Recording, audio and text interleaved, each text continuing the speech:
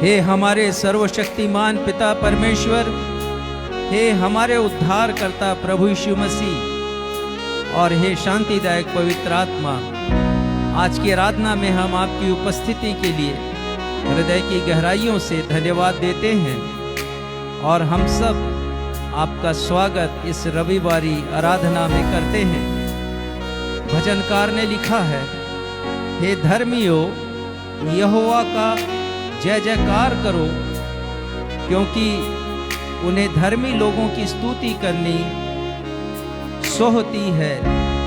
वीणा बजा बजा कर यहोवा का धन्यवाद करो, 10 तार वाली सारंगी बजा बजा कर उसका भजन गाओ, उसके लिए नया गीत गाओ, जय जयकार के साथ भली भांति बजाओ। जी हाँ प्यारे भाइयों और बहनों, आज की इस रविवारी आराधना का प्रारंभ हम परमेश्वर की स्तुति करते हुए करें। वो सर्वशक्तिमान परमेश्वर हैं और उनके सिवा को दूसरा नहीं है। हमारे प्रभु यीशु मसीह शांति के राजकुमार हैं। आइए हम सब उनकी आराधना करें, स्तुति करें, उपासना करें। यह गीत गाकर तेरी उपासना करूं।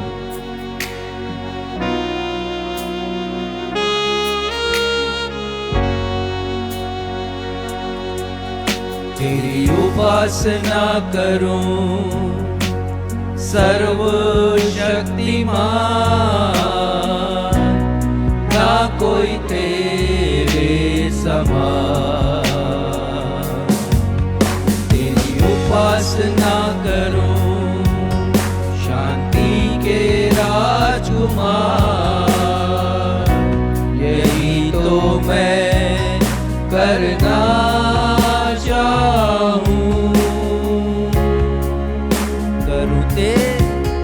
करूं तेरी मैं स्तुति। तू है मेरी धार्मिकता,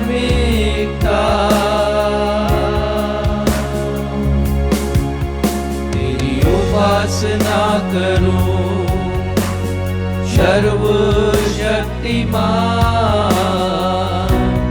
ना कोई तेरे समान, ना कोई तेरे समान, ना कोई तेरे समान। जी हाँ प्यारे भाइयों और बहनों, हमारे परमेश्वर के तुल्य इस दुनिया में और कोई नहीं है।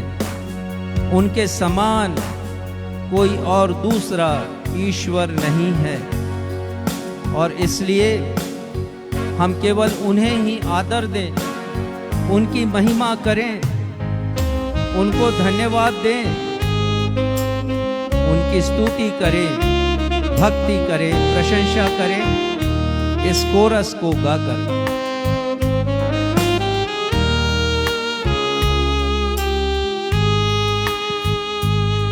ये आदर और महिमा तुझे, ज्ञान और धन्यवाद प्रभु, मिले स्तुति और भक्ति प्रशंसा सदा सर्वदा। मिले आदर और महिमा तुझे, ज्ञान और धन्यवाद प्रभु, मिले स्तुति और भक्ति प्रशंसा सदा सर्वदा। सर्वशक्तिमान प्रभु परमेश्वर, जो है, जो था और रहेगा। सर्वशक्तिमान प्रभु परमेश्वर, जो है, जो था और रहेगा। तेरी महिमा होवे सदा।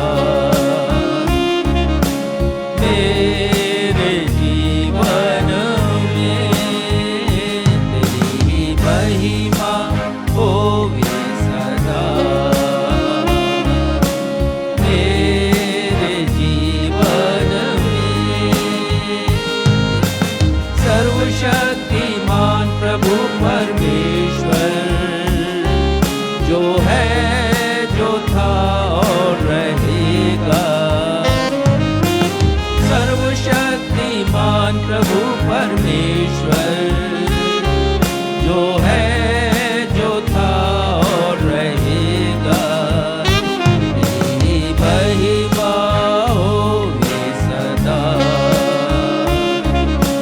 तेरे जीवन में तेरी महिमा होगी सदा।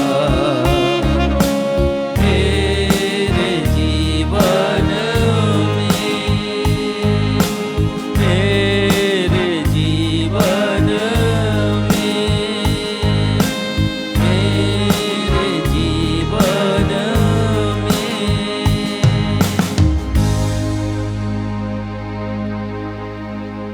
नवजीवन इवेंजलिकल चर्च की 328वीं ऑन एवं ऑफलाइन आराधना में मैं क्षितिज मसीह आप समस्त प्रभु भक्तों का अपने उद्धारकर्ता प्रभु यीशु मसीह के अतुलनीय एवं अद्वितीय नाम में स्वागत करता हूं एवं आप सबों को जय यीशु, यीशु सहाय, शालोम, जय मसीह की और प्रेज द लॉर्ड कहता हूं। Praise the Lord. प्रिय भाइयों एवं बहनों, आप सब यह बात बहुत अच्छी तरह से जानते हैं कि हम सब का जीवन अनेक कष्टों, संकटों, तकलीफों, समस्याओं, बीमारियों, चिंताओं और नाना प्रकार के अभावों और दुख से भरा पड़ा है। हम सबसे अधिक दुखी तब होते हैं जब हमारे प्रियजन हमसे जुदा होकर हमेशा के लिए हमसे रुखसत हो जाते हैं। हम भी इस पृथ्वी पर जीवित रहने के चाहे कितने भी जतन या चाहत क्यों न कर लें, एक ना एक दिन हम सबको मृत्यु का सामना अवश्य ही करना पड़ता है। परंतु इन समस्त दुखों एवं निराशाओं के मध्य आनंद एवं आशा की बात यह है कि हमारे प्रभु यीशु मसीह हमें न सिर्फ उद्धार देने के लिए स्वर्ग छोड़कर पृथ्वी पर आए, परंतु हम सब के लिए स्वर्ग में प्रत्येक विश्वासी के लिए गौरवशाली अनंत जीवन देने की तैयारियां भी उन्होंने की हैं। परंतु हमारे मन में अनेक प्रश्न बार बार उठते हैं कि क्या सच में हमारा पार्थिव देह जो इस पृथ्वी पर अनेक संकट और शोक भोगता है, स्वर्ग में स्वर्गीय देह में रूपांतरित होकर असीम सुख और आनंद का अनुभव करेगा? क्या स्वर्ग में हम वैसे ही दिखाई देंगे जैसे पृथ्वी पर दिखाई देते हैं? जिस उम्र में हमारी मृत्यु होगी, क्या हम उसी उम्र में स्वर्ग में भी नजर आएंगे? क्या हमारा रंग रूप और पहचान वैसा ही रहेगा? हमारे वस्त्र कैसे होंगे? क्या हम अपने प्रियजनों को स्वर्ग में पहचान पाएंगे? प्रिय भाई और बहनों, यदि ऐसे ही प्रश्न आपके मन में भी उठते हैं तो इनका उत्तर सुनने के लिए तैयार हो जाइए। आज हमारी कलीसिया के पासबान साहब अपने संदेश के द्वारा इन सारे प्रश्नों का उत्तर हमें देंगे। आइए इस समय हम सब प्रभु यीशु की महिमा गाते हुए यह गीत गाएं, यह जिंदगी तेरी महिमा गाती रहे अब सदा। हम परमेश्वर को आदर देते हुए अपने स्थानों पर खड़े होकर एक स्वर में इस गीत को गाएंगे। यह जिंदगी तेरी महिमा गाती रहे अब सदा।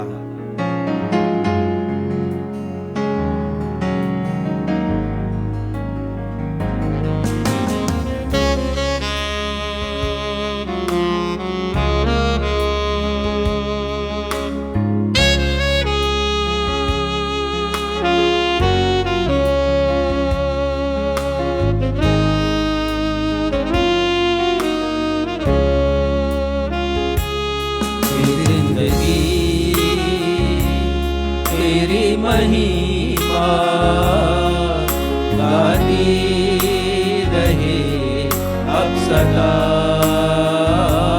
ये जिंदगी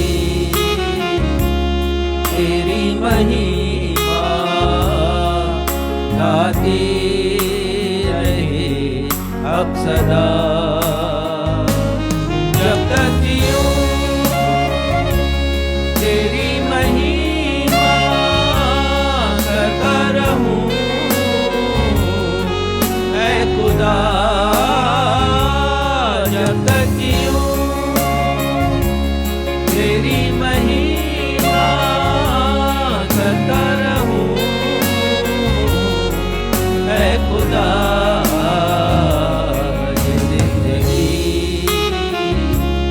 तेरी महिमा गाती रहे अब सदा।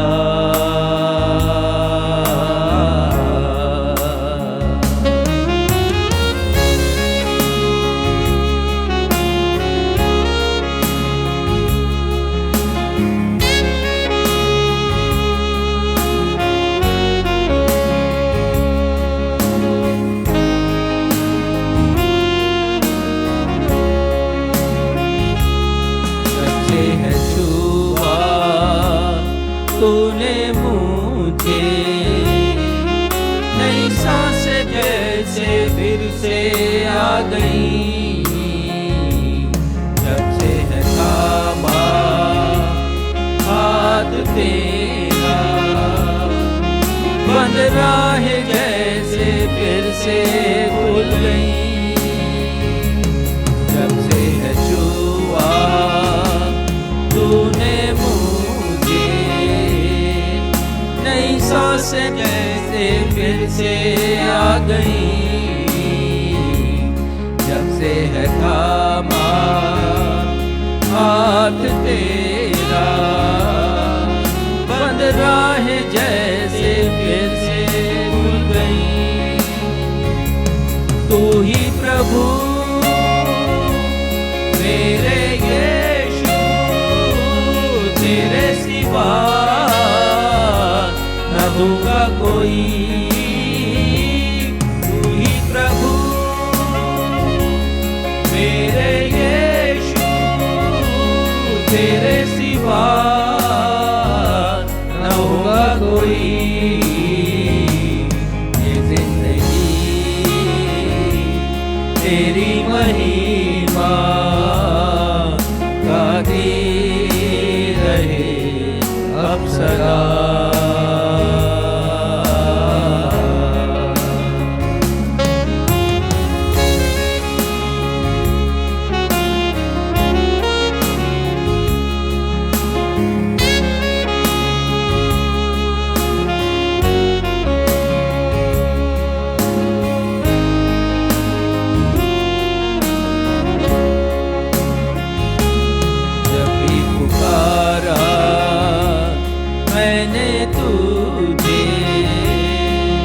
मेरी हर दुआ को तूने है सुना। हर एक कदम पर साथ रहा। पास तुझको महसूस किया।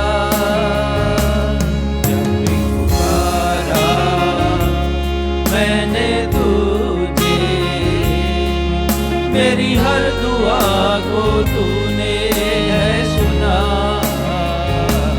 हर एक कदम पर साथ रहा। पास तुझको महसूस किया। अब सना तेरी खुदा इस जिंदगी को तुझको दिया। अब सना तेरी खुदा ये जिंदगी को तुझको दिया। ये जिंदगी तेरी महिमा गाती रहे अब सदा।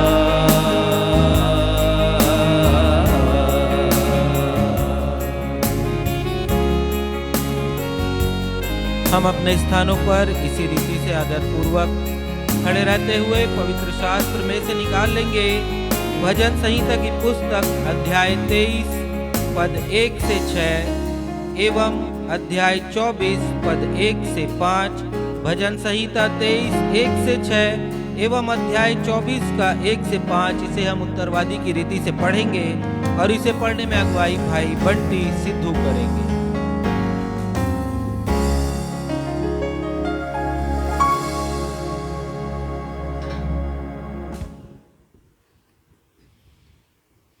आप सबको जय मसीह की। जय मसीह। आइए उत्तरवादी रीति के अनुसार हम भजन संहिता 23 1 से 6 और 24 और उसका 1 से 5 पढ़ेंगे। अंतिम पद जो है 24 का 5 हम सभी इकट्ठे मिलकर पढ़ेंगे।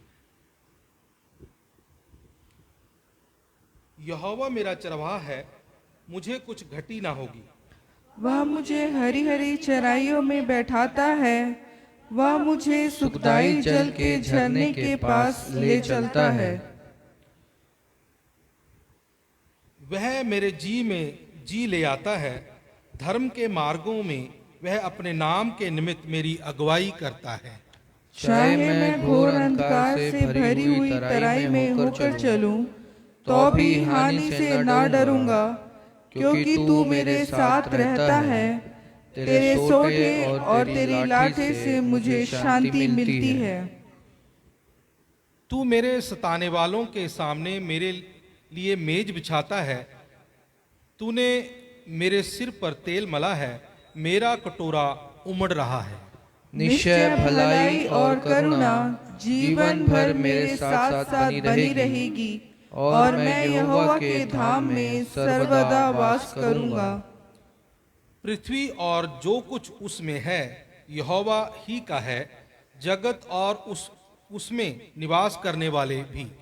क्योंकि उसी ने उसकी नींव समुद्रों के ऊपर दृढ़ करके रखी और महानदों के ऊपर स्थिर किया है।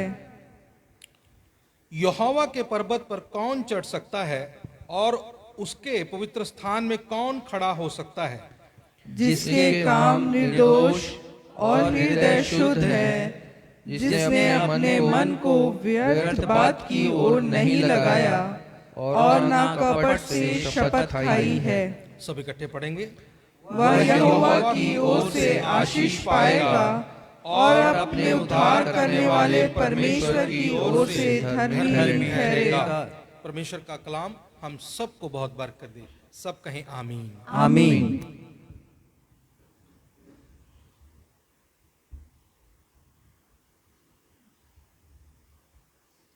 अब हमारे पासबान साहब को अवसर होगा कि वे कलीसियाई सूचनाओं से हमें अवगत कराएंगे। सूचनाओं के पश्चात वे हम सबों के लिए मध्यस्थता की प्रार्थना में अगुवाई भी करेंगे। यदि आप हमारे ऑनलाइन दर्शक जो हमसे इस समय जुड़े हुए हैं या आने वाले समय में इस आराधना में शामिल होंगे, यदि आप अपने प्रार्थना निवेदन या अपनी गवाहियों को हमारे साथ शेयर करना चाहते हैं तो आपका स्वागत है।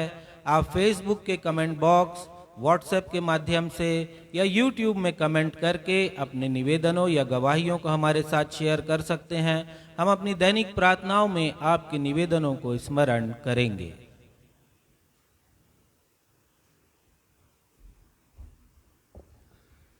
नवजीवन इवेंजलिकल चर्च की 328वीं ऑन एवं ऑफलाइन रविवारी आराधना में मैं पास्टर राजेश मसीह आप समस्त प्रभु भक्तों का जो इस समय आराधना भवन में उपस्थित हैं या फेसबुक पर इसी समय ऑनलाइन उपस्थित हैं अथवा आने वाले दिनों में यूट्यूब, व्हाट्सएप, मैसेंजर और फेसबुक के ग्रुप्स में भेजे जाने वाले वीडियो को देखकर हमारी आज की इस रविवारी आराधना में सम्मिलित होंगे। मैं आप सभी का स्वागत करता हूं और आप सबों को मैं प्रेज द लॉर्ड कहता हूं। सूचनाएं इस प्रकार से हैं। विश्व का वर्तमान परिदृश्य एक खतरनाक और विप्लवकारी संदेश दे रहा है। प्रभु यीशु मसीह ने साइनॉप्टिक गॉस्पल्स अर्थात मत्ती रची सुसमाचार के 24वें, मरकुस रची सुसमाचार के 13वें और लूका रची सुसमाचार के 21वें अध्याय में अपने दूसरे आगमन के अनेक संकेत दिए हैं।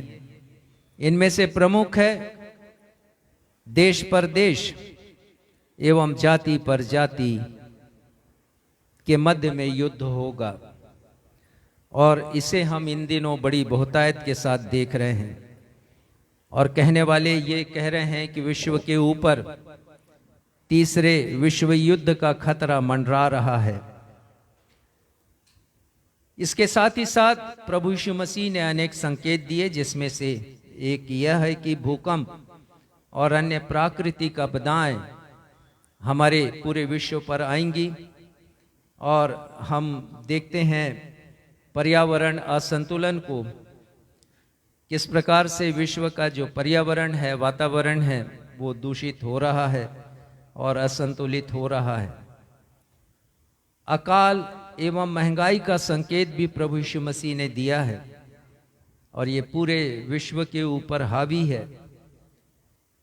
प्रभु यीशु मसीह ने यह भी कहा कि उनके लोग जो मसीही हैं वे सताए जाएंगे। उन्होंने ये भी कहा, उनका ये संकेत उनके द्वितीय आगमन को प्रकट करता है कि झूठे मसीह, भविष्यद्वक्ता और झूठे प्रेरित और आश्चर्य कर्म दिखाने वाले जो लोग हैं यीशु मसीह के नाम से खड़े हुए हैं, उनकी संख्या में इजाफा होगा। उन्होंने ये भी संकेत दिया कि इन तमाम विरोधों के बावजूद भी प्रभु यीशु मसीह का सत्य सुसमाचार का प्रचार विश्व के कोने कोने में किया जाएगा, तमाम अवरोधों और मुसीबतों के मध्य में भी। उन्होंने यह भी संकेत दिया कि इन सारी परिस्थितियों में